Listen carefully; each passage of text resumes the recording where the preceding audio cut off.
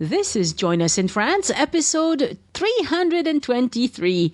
Bonjour, I'm Annie Sargent, and today I bring you a conversation with Elise about La Rochelle. We've both visited and enjoyed La Rochelle very much, and as always, we discussed the history of La Rochelle and all the things you should not miss, both in La Rochelle itself and nearby. Once we're all able to travel again, I think La Rochelle would be a lovely destination because there is a lot to do in that area. And I would bet that most of you have not visited yet. And the podcast is turning 7 on February 12th. How about that? 7 years old. Next thing you know, it'll be graduating from college. Needless to say, I am very proud of that baby. And you know what podcasts don't last for 7 years? Podcasts without fans, listeners, and patrons. Thank you so much for what you do to keep me and the podcast going. I hope to continue to show you around France, French life, and French culture for a long time to come. But I can only do that with your help. Elise can only continue to be a frequent guest on the podcast with your support. So if you like what we do here at Join Us in France, consider supporting us by going to patreon.com/join us, Patreon.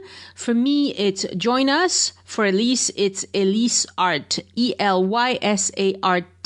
Both Elise and I have several new patrons to acknowledge, and we will name them after the interview. I've also polled my patrons about their favorite rewards.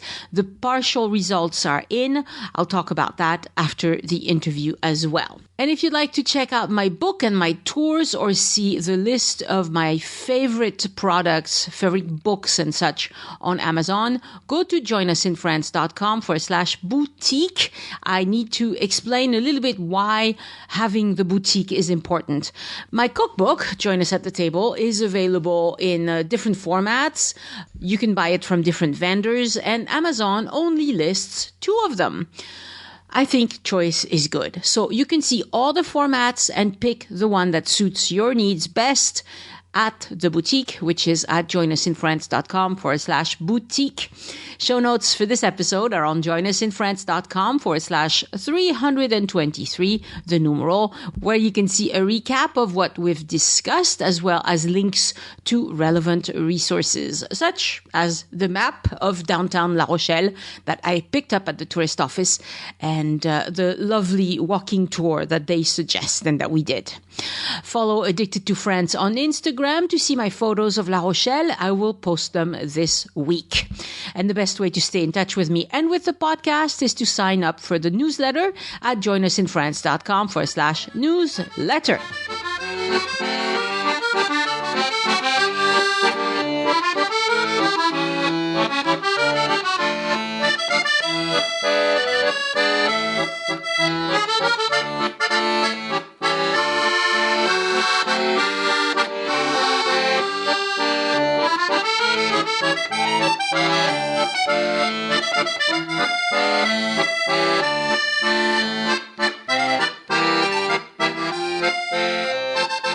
Bonjour, Elise. Bonjour, Annie. Well, today we have a very fun episode planned. We're going to talk about how you might plan a visit to La Rochelle.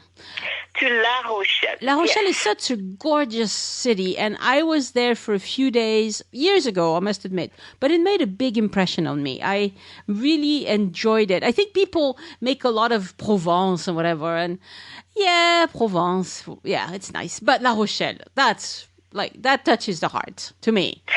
Yeah, well, you know, it's interesting because it is a very, very beautiful city, and it's very famous. I mean, I don't know, it sounds sort of a silly thing to say, but in France, everybody knows about La Rochelle. Yes. And it's a place that people really do, French people go to as visitors, as you know, not just foreigners that go to visit it. Yeah. So we've talked about Le Marais Poitevin, which is near La Rochelle. Exactly. You could actually spend a whole week and just take a couple of day trips going to see other things. Because around there, so you have the Marais Poitevin, you have l'Île de Ré, which is gorgeous, and that makes for a wonderful day trip. You can actually take a bus from La Rochelle into l'Île de Ré. I think it's like $5 or something. It's a little more than a normal city bus because there's a toll road. It's to get to Île de Ré, the bridge is a toll. So, but you don't even need a car to get there because once you're at Île de Ré, you can totally bike around. You can bike around. And in fact, one of the things you can do is if you rent a bike in La Rochelle, you can actually bike across as well. Yeah. It's one of the things that people apparently like to do. Yeah. The two islands that are just off the coast from La Rochelle, just to the west of it, are, of course, the Île de Ré and Île d'Oléron. Oléron, yes. And they both have causeways that get to them, or you can either take a bus or you can bike to them. They're relatively flat, of course. These are islands that were formed in the middle of the Gulf that's there, which is the beginning of the Gulf of Gascony. But they are very, very important vacation sites for French people. Yes.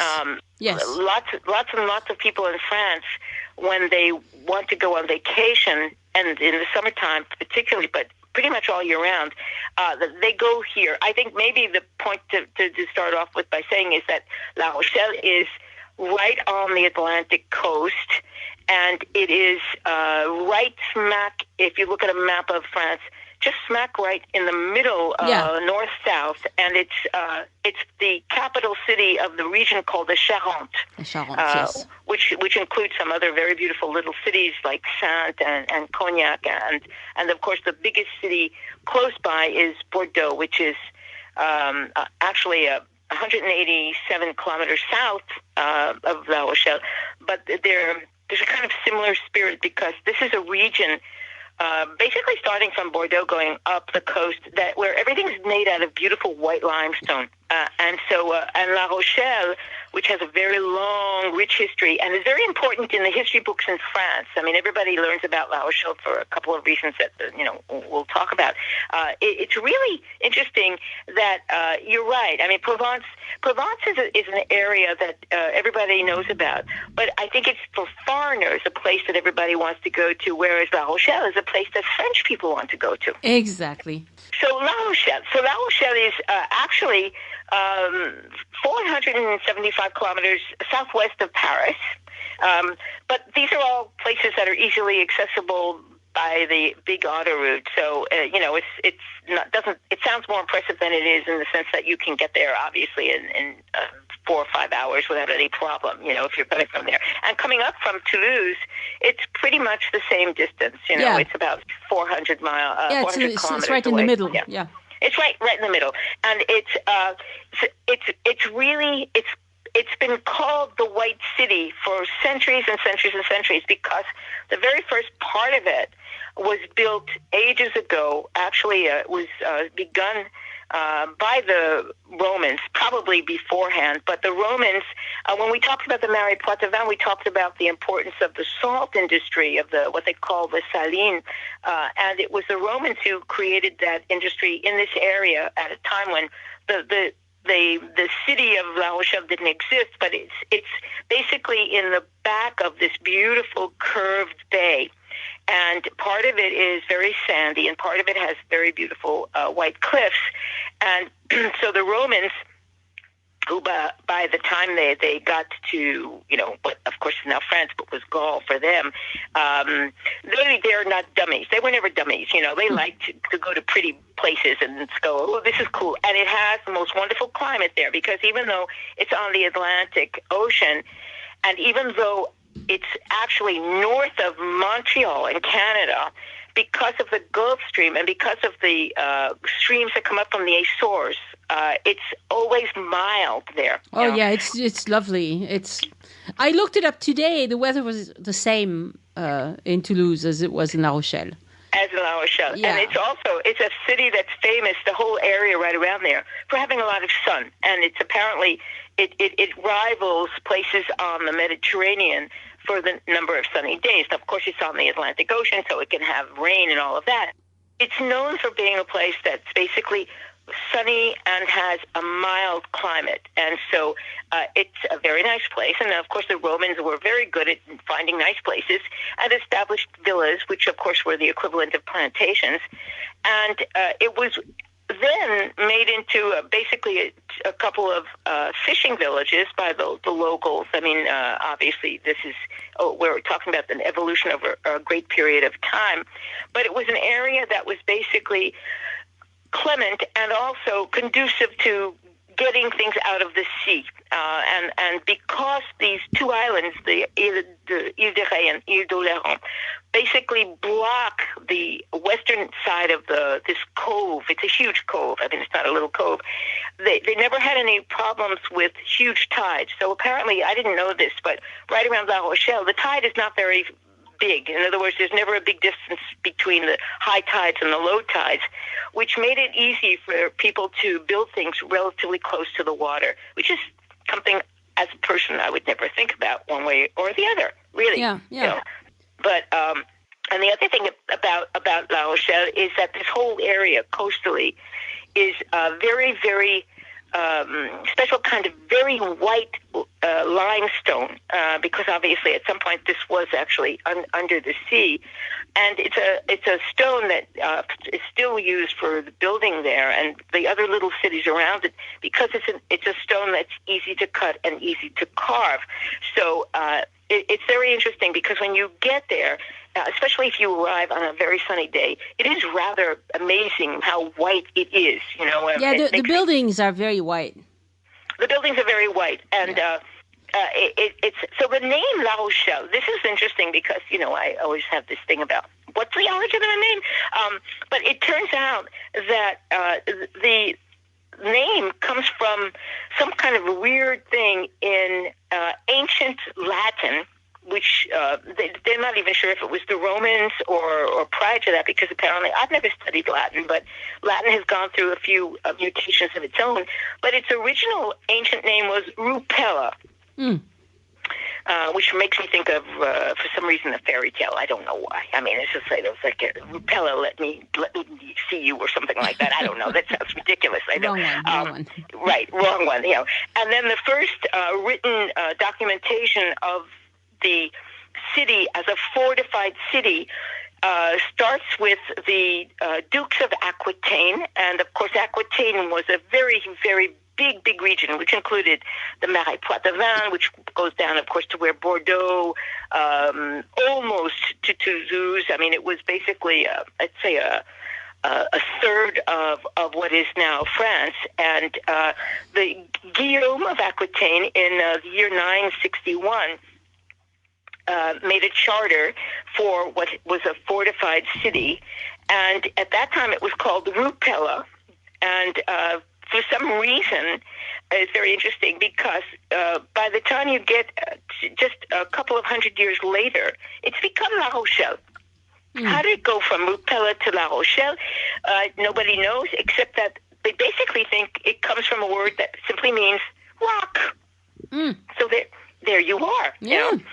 La Rochelle is the rock, and fortified rock. Yeah. Yeah, well, Rupella, Rochelle,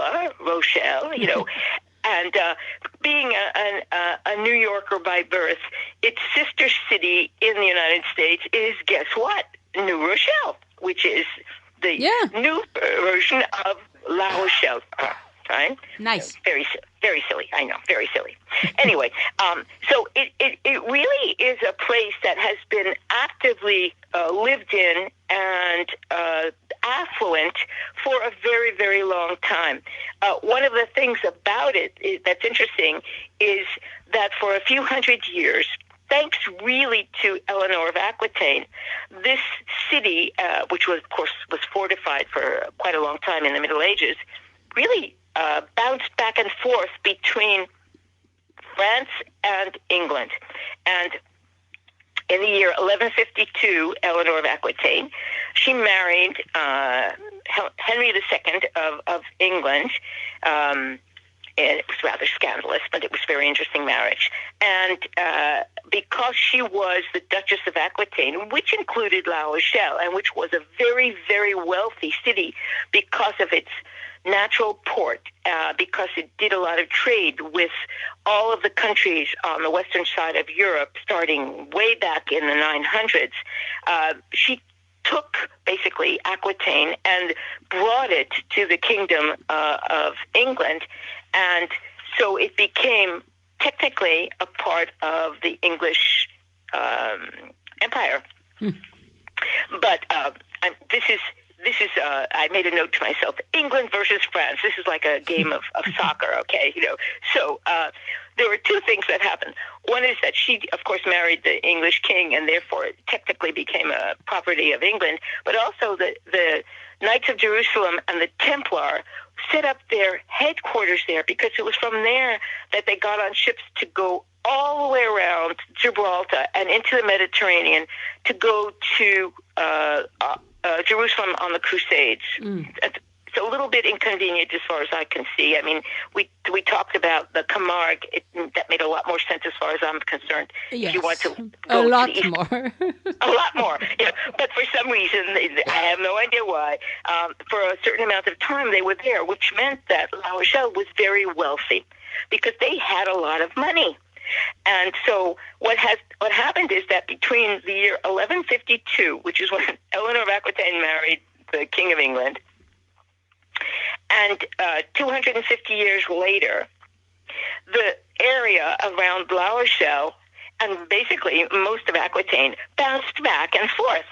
So first it was English, then Louis VII, the French king, fought and took it back, and then the English took it back, and then Louis VIII took it back, and it went literally back and forth. I think the people there must have been going nuts. I don't know what language they were speaking at the time, because it literally... Probably Occitan.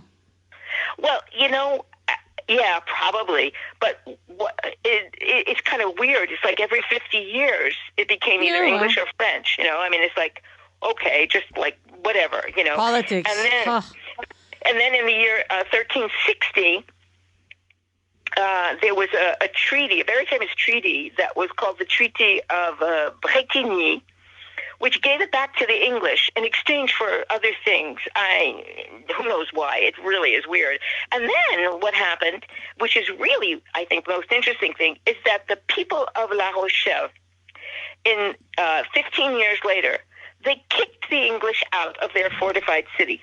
Now, they were extremely wealthy. It was considered to be the most important port on the Atlantic coast. It was also one of the 2 or 3 richest cities in all of the Kingdom of France. And what happened was that they must have had a very well-organized local army or militia, because they literally kicked the English out of the city. And then what they did, and this takes a lot of nerve, but they were obviously in a position to do it, the King of France at the time was Charles V, who was someone who had lots of negotiations going on with different parts of what are now France. And what they did was he was rubbing his hands saying, yay, now La Rochelle is going to come back to us. And what the people, the local rulers of La Rochelle did, they said, look, we're very wealthy. We really run a very well-organized city here. We're going to allow ourselves to be attached to the Kingdom of France if you give us special privileges. And what those special privileges were that they did not have to pay any taxes, obviously. Always, yeah. Oh, as always, right? They had an independent government that, of course, pledged allegiance to the French king. And the local rich people would become noble, and their sons would become noble as well, forever and ever and ever. And in order to have the trade, and in order to get the port as part of the Kingdom of France, Charles V said, fine. And that was the end of that. So starting basically at the very, very end of the 14th century, La Rochelle became French, and it stayed French, obviously, to this day. But the city of La Rochelle was, because it was coveted so much, it's very interesting. It was a place that is so beautiful, and it was such an important access to the sea because of the natural port, that there were always people who wanted more from it than they were able to get. And what happens is that we come to a time of the War of Religions in France, which is actually a rather serious period of time for the country of France, because for a period of about 50 years, there's really a civil war going on. So what happens is that Protestantism has developed as a new version of Christianity in France. It's the Calvinistic form, comes from Switzerland, from Geneva, and certain parts of southern France really convert en masse to the new religion, which to this day is called the Reformed Church in France. Yeah. And it happens that the people of La Rochelle do. They become majority Protestant. In the 16th century, in the beginning of the 1500s, the city of La Rochelle was the third largest city in France. It had over 25,000 people, and 80% of them were Protestant. Wow. Yeah. And Henry IV, the good King Henry IV, who we've talked about him, he's the one who said a kingdom is worth a conversion, basically. He was born and raised Protestant and converted to Catholicism in order to be crowned king. But he had the Edict of Nantes created and had signed by everybody, which basically allowed for religious freedom everywhere. And when he was assassinated in 1610, what happened was that the extreme conservative part of the Catholic religion, they decided it was time to take back what had basically been taken over by the Protestants in certain parts of the country, and that is how we get to this period of the War of Religions. And unfortunately for Henry IV, his son Louis XIII, who was just a kid when he was killed, by the time he gets to be officially king at the age of 16, he is extremely influenced by a man that is very important in the history of France, named Cardinal Richelieu, who has two things in mind. One is total centralized power for the government. And, of course, it is Louis XIII who is the first one to start developing Versailles. And the other thing is to take back cities that are in the control of the Protestant army, because many of the generals, interestingly enough, are in fact Protestant. Not that it made any difference. I mean, people in families, there were people that were Protestant that had converted and people who stayed Catholic, but there were many people of the upper class and the aristocracy who were in positions of power who had become Protestant, and Richelieu wanted to make sure that they did not keep that power. So one of the most important events in the history of La Rochelle, and it really is an extremely interesting event, is what is called the Siege of La Rochelle.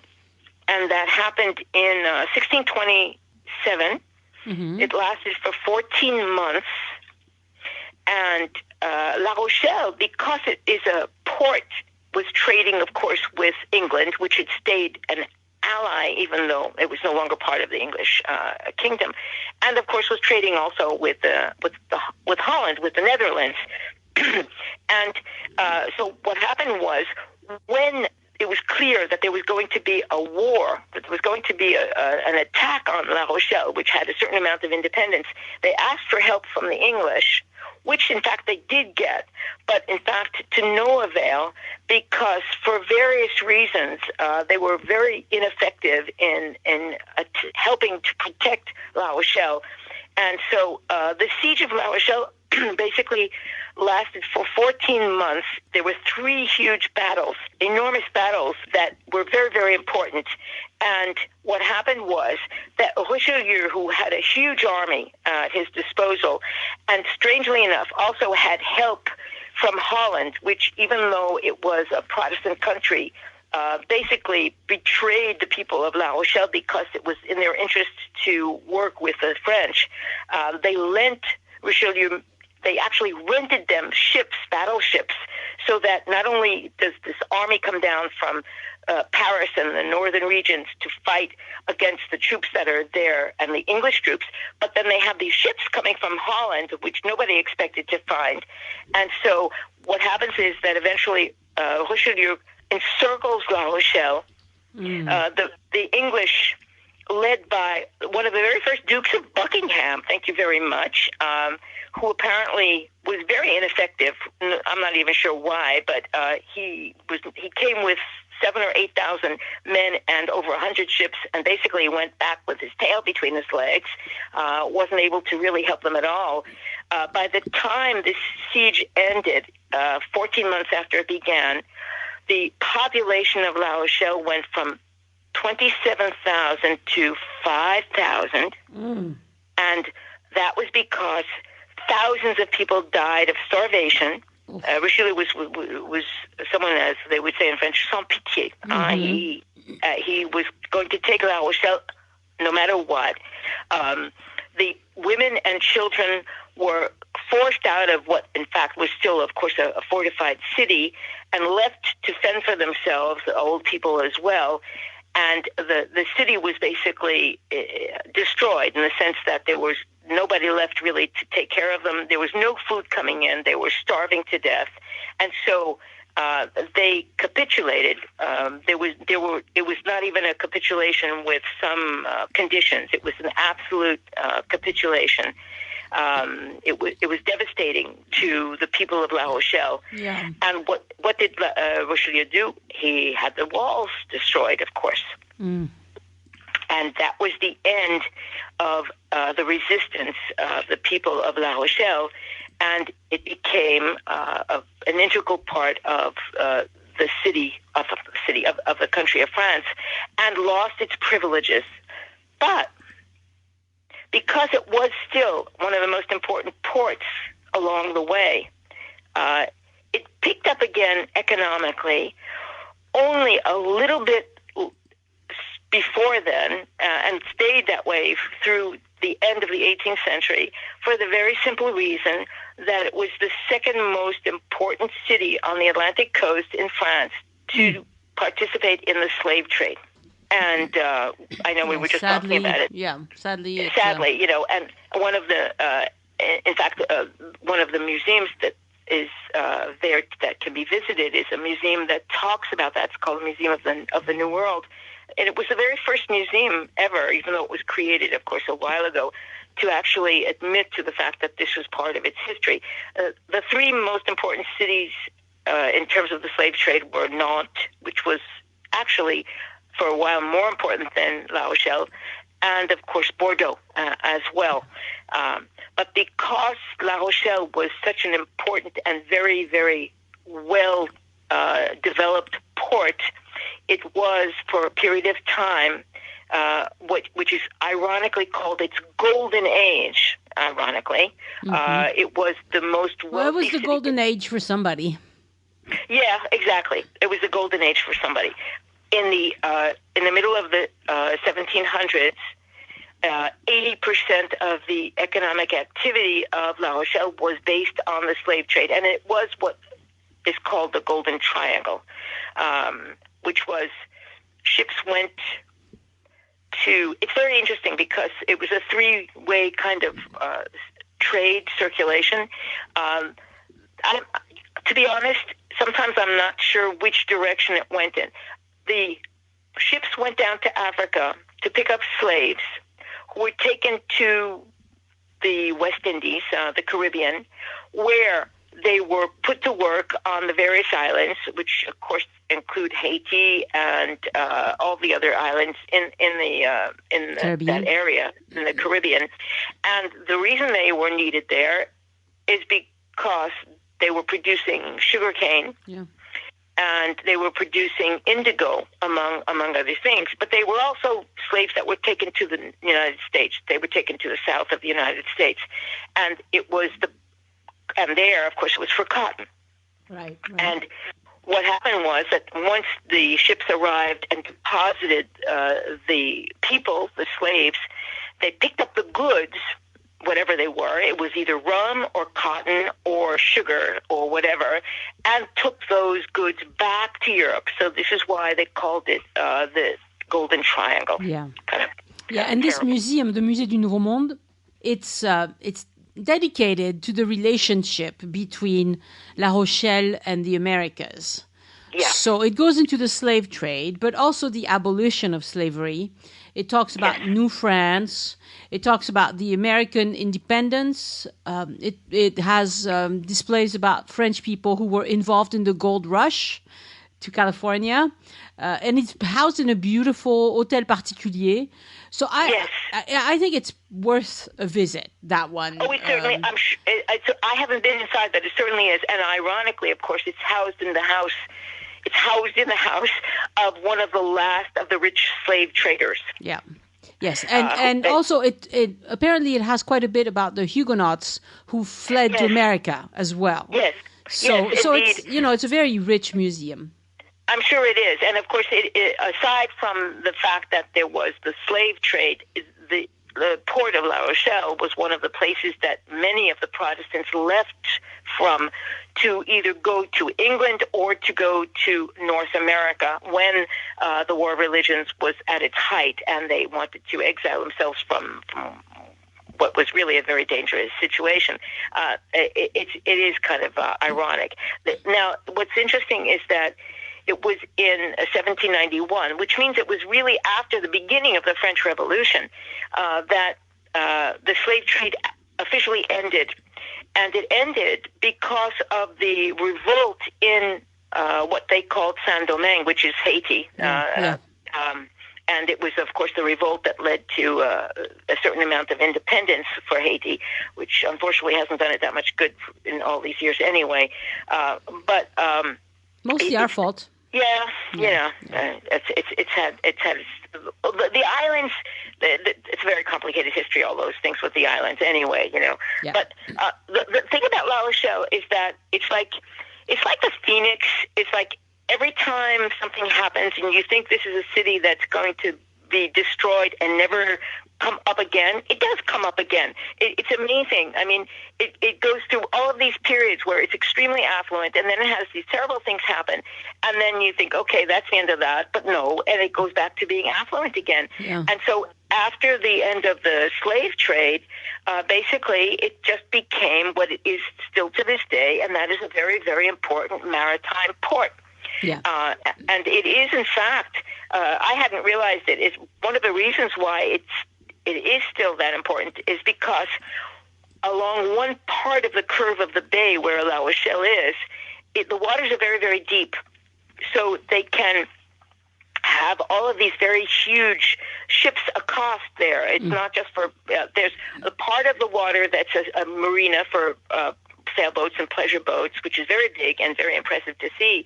But part of it is also for now cruise ships and freight of all kinds, because they don't have a very strong tide and because the waters are, in fact, very, very deep. So in spite of all of those events in the past, La Rochelle has never lost its affluence, interestingly enough. And it has maintained its building. So even though the original fortifications were taken down, other fortifications were put up. And then, of course, you have the irony that during World War II, when all of the Atlantic coast was, in fact, occupied by the Germans built bunkers and blockhouses all along the coast, and those are actually right outside the city limits. If you go along the coast, which is accessible, you can still see them. Yeah, so they have some pretty ugly bunkers of where they launched U-boats. Yeah, and, exactly. Yeah. But apparently there's some in Bordeaux as well, which I have been to Bordeaux so many times, but I've never seen those. You can visit them in Bordeaux, but in La Rochelle you can't. But I will put a link in the show notes to an article from Atlas Obscura on those U-boat launchers in La Rochelle. It's very interesting. I'm sure it is. I mean, I've been inside some of the blockhouses, like up in Normandy and a little bit further south than La Rochelle along the coast, but I've never been to any of the places that were designed specifically for submarines. And also La Rochelle has a really nice museum of World War II history. It's called Le Bunker, the bunker. Uh-huh. And it's in a German bunker, but it's within the city. And it was pretty small, but it was used by the Nazis. really interesting for a quick visit. Someone who's interested in World War II should definitely stop there at the Musée Le Bunker. The Musée Le Bunker, huh? Yeah. But the thing about La Rochelle is that besides all of this very rich history, which is why it's a city that is taught about in of course, French schools, it's interesting because you could actually say in spite of all of these battles and wars, it's one of the reasons people like to go there, including me and my husband, who loves it there. And not only that, but he comes from a Protestant family, so when he goes there, it's like it has deeper meaning for him on top of everything else, is that the old city center is very well preserved. And it was not destroyed during World War II, which is very interesting. I'm not even sure, does that mean there were no battles there? I don't really know, to be very honest. But there are two sections of the old city. There's the old port, which has 3 towers that were all built in the 1300s that are the remnants of the fortified city that, of course, was eventually more or less destroyed. One of them is called the Tower of the Lantern. It's 55 meters high, which is really high. Mm-hmm. And, of course, it was like a lighthouse because it was at one of the entrances into the port, and it was very, very high so that they could have lights in there so that it could guide the ships in. But the one of the others is called the Chain Tower, or the Tower of the Chain, and that's because if you take a look at the entrance to the old port, there are 2 towers, one on each side of basically these walled things. And what they used to do, and of course that was a very long time ago, it was built in the end of the 1300s, is that they literally put a chain across the port. Right. It's like, oops, you can't get in anymore. Coming in, you know? Yeah. It must have been pretty formidable to approach this port and see those 3 towers and the fortifications, and it's amazing that they're still there. It's really nice. It is absolutely amazing, and they're very, very beautiful. And it is true that there's something rather spectacular about La Rochelle. There's a part of the old city that still has really ancient medieval houses. I would say that they're mostly probably from the early 1500s, but maybe a little bit earlier, with lots of arcades, the very famous streets that have the arcades that were used, because in the summer it does indeed get hot there. One time we stopped there and it was really hot, and when you have all this beautiful white limestone, it's kind of blinding, and the fact that there are lots of vendors of ice cream, I mean, that's the only thing that saves it. It's like you go from one cafe along the old port. Now, one of the things that's really nice is you can eat there, and they have endless numbers of ice cream places and cafes, and of course boba. It's marvelous. I think sitting around the old port and watching the world go by and just taking in the view is absolutely fabulous. It is absolutely fabulous. And when I was just there, we were just there for a part of an afternoon this past July, actually, and there was a huge catamaran that came in, in the part that's the marina. It looked like it was one of those that take people out to give them an experience of being on that kind of a boat, or something like that. I mean, there are benches, there's walkways everywhere, and then you have these towers that are very, very imposing. And then when you go into the old part of the city, there's one of the ancient doorways that's still left. Of course, the door isn't there, but the actual portal is, and that is the clock tower. Yeah, l'horloge, yeah. La grosse horloge, ça s'appelle. Huge, and that again is from the same time period. So, interestingly enough, even though Richelieu had the walls destroyed, they left the towers. It's interesting, Yeah. Well, you can still walk on some of the ramparts. There's some parts where they're left. You can walk on them. And the city, so I remember, we were there several years ago, and I remember stopping by the tourist office, and they gave us a map, and I'll put a copy of that map on the website, because it's a very nice walking tour that takes you to all the main things to see around there, right. and it's, you can do it in like 3 hours, and right. It'll take you to all of the nicest things to see. I think it's beautiful, and you can of course stop several places to at the there's a Beaux-Arts museum, there are cloisters, La Maison de Henri II, which you can visit. So you can like La Grosse Horloge, you can visit. Les tours, I'm not. Oh yeah, no. You can visit all of them. The towers. The towers. I don't remember going up them. I suppose we did, but I don't remember. It didn't leave a lasting impression on me. But we didn't, but I know you can. You definitely can. They also have. It's very famous, of course, this past year because of the COVID that hasn't happened. But they have a very, very famous music festival called the Francophonie. Ah ouais, les Francopholies, of course. And that's of course French music. Yeah, French music and French songs. Yeah, just French songs, and it's old. It's like 40 years old or something. I don't know, but it's probably It's been, most of my life, I've heard of Francophonie, and I've never been, but I would love to. That's one where all the wonderful French music that I love would be. Now, for restaurants, I remember this one street called Rue Saint-Jean-du-Perrot. Uh-huh. It's kind of parallel to the old port. Well, parallel to one of the streets of the old port. It's lots and lots of restaurants, like one after the other. Really, really nice place to go eat, as well as the old port is a really great place to go eat. I thought that was. It runs parallel to the Tour de la Lanterne and Tour de la Chaîne. It's kind of parallel to those two. Anyway, beautiful place to go eat. They also have this thing called a maille. Let's see, I think they call it Rue du Mail. Do you know what a maille is in France, Elise? No, I don't. Okay, so it's spelled mail, M-A-I-L. You mean like for armor? No, a maille is a place where you walk. So it's a place that links two things. So like in Ramonville, not far from Toulouse, they have le Mail Georges Brassens. So it's a big walking path. And in La Rochelle, they have one that's very very nice. And if you go to the casino, they also have a casino, you'll get to it. C'est l'Allée du Mail, ça s'appelle. It's kind of like it's lovely residential thing. The beach is right on one side, residential on the other, and a green walk in the center.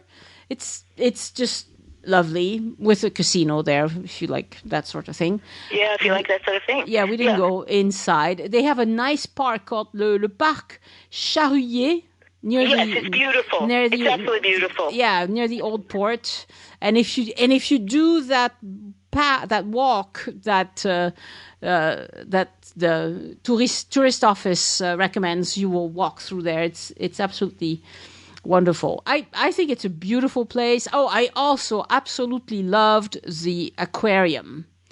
Yeah, you told me that. It's the best aquarium I've ever been to personally. Now, granted, I haven't been to all the aquariums, but that one was really, really nice, really interesting. I kept taking pictures of La Rochelle. I have almost more pictures of fish than of La Rochelle. I was really taken by the aquarium.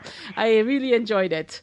The thing about La Rochelle, it's beautiful. It's got a lot of history, and it's in a wonderful place on the coast where you can go to the islands. You can go to the beaches, which are very close by. You can go into the spend the day. Marais Poitevin. Yeah.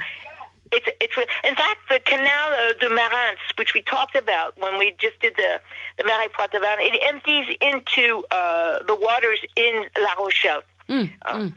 Yeah. So what I'll do is I'll put a link on the show notes to all the maps and the brochures that the Office du Tourisme has, because they have a lot of themes kind of visits, and of course all of that is in French, but the maps will, you can see the names of things and whatever. There's lots of photos. It's fairly easy to follow even if you don't speak much French. And it is I'm sorry, I didn't mean to cut you off. I was just going to say that I do know for a fact that people from the States, for instance, mostly, I'm sure it might be true also in Australia, but who are of Huguenot ancestry, very often make a pilgrimage to La Rochelle. Yeah. It's very interesting because in terms of the history of France, where the war of religions really took a toll on a lot of the people, and it really changed the mentality of people a lot. La Rochelle is considered to be the ultimate place of resistance to certain religious intolerance. And it was really from there, aside from Nantes, that a lot of people did leave. They fled, to be honest, And so it's very interesting. It's a place that has a certain, it's moving. I don't know how to explain it. I mean, I've been to, like you, lots of places that have medieval old centers and that are very beautiful and everything. Maybe it's the fact that it's on the water and that it has this port that's absolutely exquisite and still is kind of, the light is brilliant. When you go there on a sunny day, it's really quite amazing. Yeah, and the city center is so pleasant because a lot of it is pedestrian. And like most other places in France, I would recommend that you get a hotel. You find a hotel in the city center. We stayed at the Ibis Styles. I can't remember which one it was. There are a couple, because it was years ago, so I really can't remember. But the reason why we stay there is because we can go with our dogs. And so that's one good reason for us to not get too adventurous with hotels, because they always take our dogs. But it's a lovely, lovely place. Now, we haven't talked about the food yet, and we can't finish without that. Do you know what the regional specialties are? Well, I don't know exactly, but I do know that you can certainly get oysters, because l'île de l'Oléron is famous for its oysters. Right. So oysters are the biggie. And fish. Fish. La mouclade. Have you ever had a mouclade? No. Okay, mouclade is fantastic. So it's mussels, right? But it's, okay, so if you want to get technical, it's special mussels from there, right? But you could do this with any mussels. And they're prepared with shallots, garlic, cream, egg yolks, and Pinot de Charente. Oh, it sounds delicious, and I probably would put me into the hospital, I have to say. And typically, so when you present mussels, you usually serve them in a big circular pot, right? Right. But la mouclade, usually you serve it on a shallow dish, and they're all face up. Oh. And it's something you just pick one up and eat it with your fingers. Oh, it sounds delicious. And there's a little bit of cream and dressing. And sometimes they do it with a curry sauce. Sometimes no curry. Anyway, and also the Pinot... the Pinot de Charente. De Charente is it's a vin fortifié. So that means it's like Muscat. It's sweet. Right, and it's a wine with more alcohol content, but it's very sweet. Exactly, yeah. It's the one you give to your wife to get her drunk before bedtime. We have a bottle of it here in the house. Do you want to come over and have some right now? I would love to, Elise. Oh, my goodness. It's been so long since we've seen each other in person. Oh, God, yeah. Dang pandemic.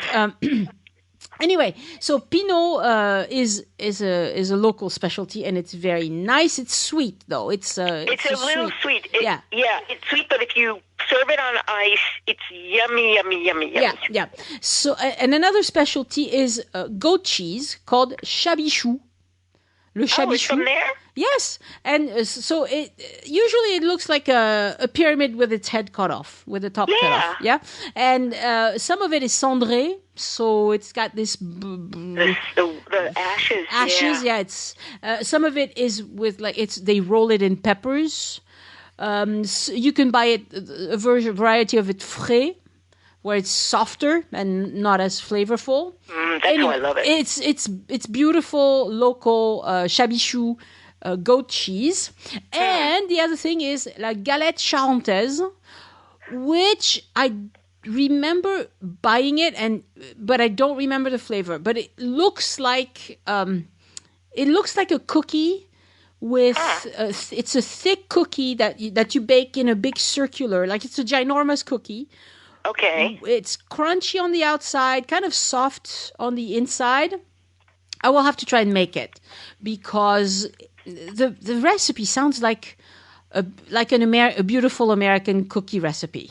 Huh. So I will just have to try it. But I remember getting some at a bakery, but it's been too many years. I got to go back. See? Yeah. And I want to go back and see the aquarium and maybe visit one of the islands because I've never been to either of the islands. Oh, I've been to l'Île de Ré and I've been to both of them, l'Île d'Oléron. I didn't go to the third one that you mentioned, the smaller one. Yeah. Île d'Aix, yes. I didn't go to that one. What's funny is that the Île de Ré is known for having a lot of writers live there. A lot of writers. It's kind of like in the States when if you're from the East Coast, people know that a lot of writers and artists go to Cape Cod. The Île de Ré is known for being a place that has many, many famous French writers. There you go. Oh, I thought you were saying riders, like bicycle riders. Authors, you mean authors? Authors, yeah. Yeah. Oh, yeah, I know the property prices on Île de Ré are like crazy. Yeah, they are. Way, way high, yeah. Yeah, they are. Oh, and another thing is Fort Boyard. Yeah, exactly. So this is for people who live in France. But this is really. we have this TV show in France. Weird TV show. Yeah, Weird. Well, it's like a competition. It's like a physical competition with some riddles. So you have to solve riddles, and you have to compete physically. It's entertaining, whatever. But it's taped over there. Fort Boyard is an actual fort. It is. Yep. I can't remember exactly. I think it's on the old Île d'Oléron, isn't it? It's a little bit south. Okay. We've stopped along the coast just south of La Rochelle to actually just walk along the beach there, and it's right out in the middle of the water. It's just there. It is. You know. Right. Yeah, it's its own rock. It's on its own, right? Yeah, that's right. I remember now. Anyway, beautiful, beautiful place. If you should ever want a pleasant family vacation, I would highly recommend La Rochelle because there are so many other things you can do around there. Oh, and also not far from there is Rochefort. Exactly. That's where the Hermione. That's exactly where it is. I was going to say the boat where that Marquis de Lafayette used to get to America, and yep. The Hermione is stationed at Rochefort. Most of the time, it goes on expeditions. Yeah, we spent a day there a couple of years ago, and it's fabulous. It's really impressive. There's a museum. There's a whole thing. You can walk. You can go into it. You know, you can walk around it.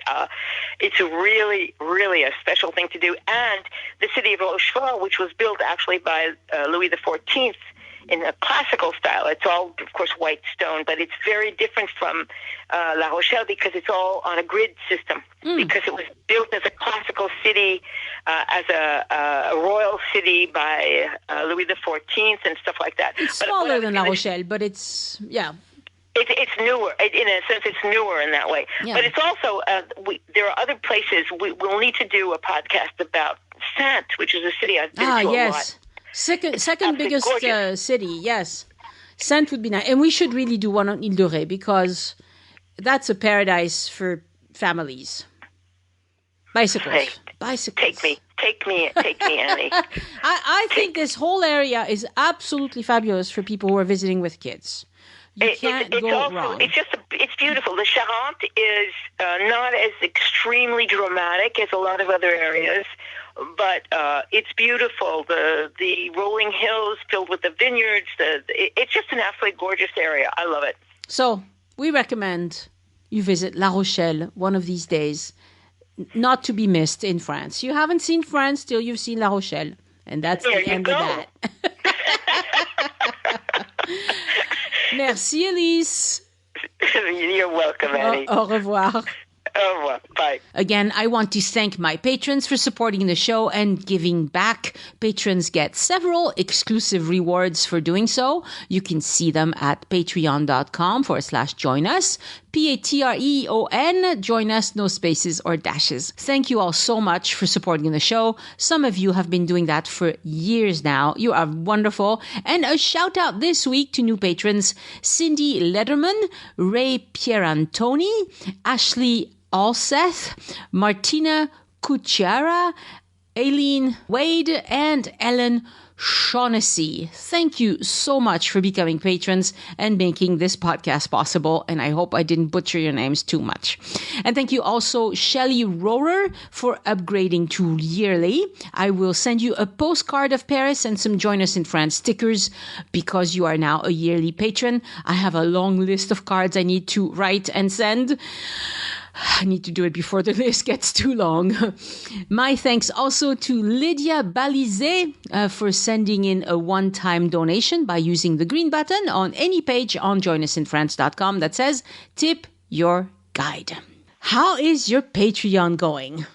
My Patreon is going very nicely, thank you very much. Oh, good, because last time you said it was going slowly like molasses. Yeah. But it's picked up some, huh? It's picking up a little bit, and I just need to say, besides shouting out to all of these new people, just how thankful I am and how much I appreciate the support, because these are basically hard times, but also because it really shows how much people appreciate the work that I do in preparing for the podcast with you, Annie. Absolutely. And it's really, it warms my heart, let's put it that way. That's how it works. It's really, really wonderful. So let me just say, as a shout out this month, thank you so very, very, very much to Marcos, to Lydia, and to Simon. So thank you all. I think I've answered all of you and told you how much I appreciate it. And those of you out there who listen, you cannot imagine how wonderful it makes me feel if I know you become a supporter of Elise's Corner on Patreon. And to find it, you go to patreon.com, patreon/Elise Art. ELYS as in Sam, ART. Thank you, Elise. Thank you, Annie. I mentioned that I polled my patrons about their favorite Patreon rewards. I started talking about shaking things up in November, but then I was really busy with the cookbook, and I'm just circling back to it now. Over the years, I've made a few videos for patrons, and every time I do that, I can tell that videos get more engagement and more comments and more likes. But I didn't have the tools to produce good video that's not terribly shaky and unwatchable, honestly.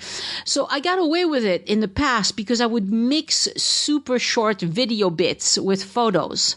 That's a good way to do that, but it's limiting because I really want to show you France, and I can't do that by stitching together bits that are 3 seconds long.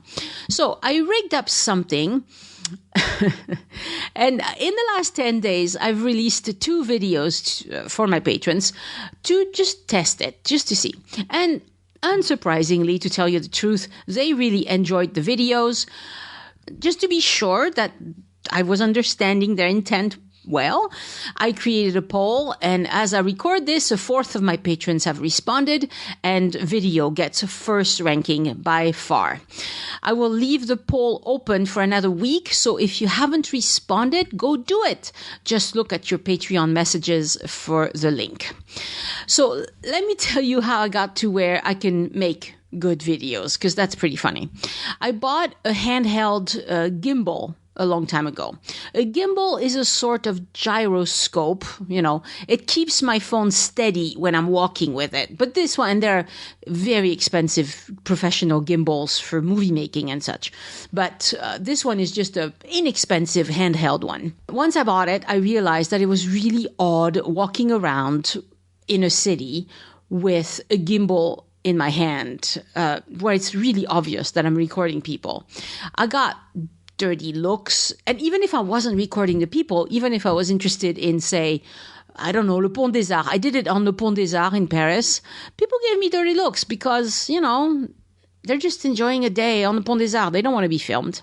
So I don't mind taking short video, for a few seconds, you get away with it. And then you put the phone away and then it's fine. But just walking around with a gimbal and a phone is really not cool, I think.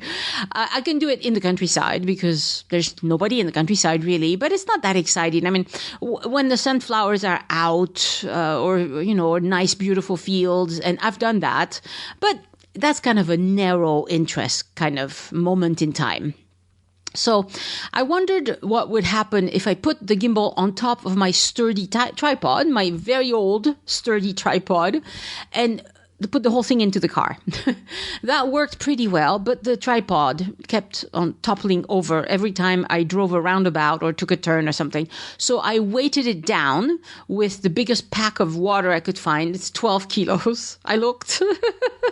And sure enough, once you put 12 kilos of water underneath your tripod, it doesn't topple over for the most part. So that's good. The image is good and steady. I mean, unless I'm going over a bump or something, but and even then, it's pretty good. But when you watch that video, it gives you the feeling of going too fast. And it would be better if I could drive 20 kilometers per hour, but people would get really upset with me if I did that on country roads or in the city even. So it occurred to me that the bicycle is the answer to this predicament. A bicycle will go at the perfect speed for the sort of video I want to do. It's not too fast. It's not too slow.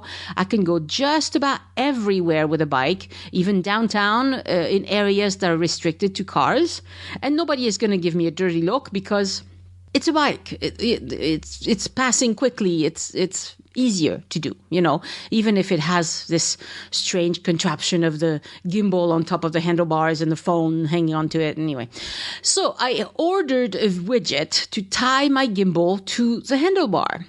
I couldn't find it locally, and I tried. People looked at me like, you want what? I just want something where I can that has a tripod screw on it. It's really simple. But anyway, so I ended up ordering it on Amazon and it's coming all the way from China. So it won't get to me until the middle of March. Now, for the real problem with this plan, to go anywhere from my house on a bike, you have to go downhill quite a lot. And if I go down all those steep hills, I'll have to come back up. And I've tried it and I cannot do it. I end up pushing the bike, and that's really embarrassing. And it's also annoying and dangerous because you have cars zooming past you. So I thought, electric bike. I've had electric bikes on the brain for a while because I'm seeing a lot of them, where I live. It figures everyone has the same hill problem that I do, right? It's all my neighbors, they have to deal with the hill. And during this confinement, we're all cooped up. Lots of people have turned to the joys of the electric bike, which is good. So I went to try an electric bike at a local store that specializes in that sort of thing, and I loved it. They're not super cheap, okay? They're more expensive than a regular bike. And so I hesitated, but the next day I called them and I placed an order. And I can't have it right away because they're so popular that you have to order in advance, and I'll get it on March 9th. So here you go. Good things are afoot. By the middle of March, my house should have been upgraded to fiber optics. We're just waiting for them to come back. And that's good because that means I can upload video, fast or in a reasonable time. And then by the middle of March, I'll have the bike. I'll have the bike carrier. I have the doohickey to hold the gimbal. So here's the plan. At least once a month, probably more at the beginning especially, patrons will get a video of one of my rides. I will take you downtown Toulouse, downtown Albi, to the old medieval city of Carcassonne, the Canal du Midi, all the pretty villages around where I live. And who knows, maybe I'll take the bike when I go explore new areas of France. But I'll start in the southwest where I live. But the sky is the limit once I have this nice setup. The second highest ranked Patreon reward is a place to talk about French food. Maybe people want to ask me questions about my cookbook, or maybe other French recipes that they want to try. Maybe French regional specialties, The easiest thing to do that would be to set up a Facebook group. But there are a lot of people who have left Facebook or would rather not use it at all. And I understand. Honestly, I feel the same way.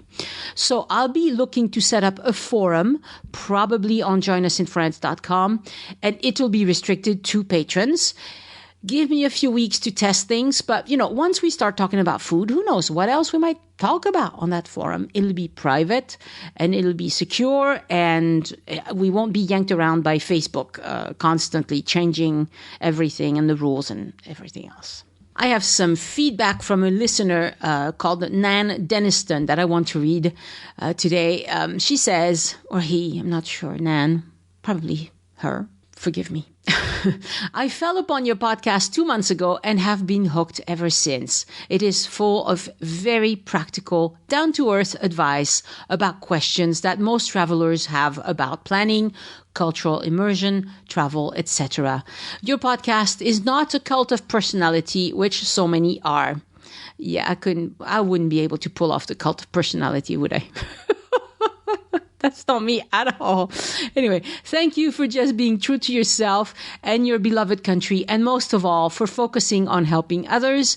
The banter between you and Elise is just wonderful. She is so knowledgeable and enthusiastic. I love it when you say, and then what happened was, yeah, I know, she says that a lot. I cannot wait to take a tour with her. And thank you so much, Nan. It was lovely to read that. It made my day. And for a quick French tip of the week, here's your expression today. Être à la bourre. Je suis à la bourre. Have you ever heard that in France? This happens a lot with French people. They'll say it all the time. Je suis à la bourre. Pardon, je suis à la bourre. It means I am late. I'm running late. Je suis à la bourre. À la bourre, I'm not sure why we say it that way, because bourre by itself doesn't mean anything. It's spelled B-O-U-R-R-E. Where does it come from? I don't know. But anyway, you'll hear it all the time. And now that I've pointed it out to you, you'll probably notice it. Je suis à la bourre. Pardon, je suis à la bourre. Oh, and usually I tell you about the book I've read this week. Okay, so this week I finished up the Paris Predicament. I really can't recommend it. I mean, it's fine. There's nothing wrong with it, but it has zero to do with France. I finished it because I said I would read it, but it's not good. I'm not sure what book I'll read next week. I'll tell you about it next week. So in French news, nothing much is new about travel. We still can't go, we still can't travel. You can't come to France for anything but an imperious reason. And we really shouldn't leave for anything but an imperious reason, or else we might not be able to come home. So that's pretty severe restrictions, but otherwise between 6 a.m. and 6 p.m. we can do whatever we want. So I'm enjoying that part. The numbers have not gotten out of control. We're still on a high plateau. We don't have quite 3% of the population has been vaccinated. So it's very slow. Honestly, if I were you, I would not count on travel to France in 2021. But that's just me. I hope I'm wrong. I really hope I'm wrong, but that's what it looks like to me. If you enjoy the show, please introduce a friend to the podcast and show them how to listen. We are everywhere, and you can ask your smart speaker to play Join Us in France. Next week on the podcast, I'll have a conversation with a very nice lady who is an American who lives in France. Her name is Susan. No, she's not American. She's Australian. Apologies. She's been living in France for a while, and she has a blog where she talks about all sorts of things. But we chatted about bread in France and the types of bread and the history of bread and things like that. It was a fun recording. I think you will enjoy it. Send questions or feedback to Annie@joinusinfrance.com. Thank you so much for listening. If you're a patron and you haven't filled out your poll, please go do it. Look at your Patreon dashboard for my message. And I hope you join me next time so we can look around France together. Au revoir. The Join Us in France travel podcast is written, hosted, and produced by Annie Sargent and copyright 2021 by Addicted to France. It is released under a Creative Commons Attribution, Non-Commercial, No Derivatives license.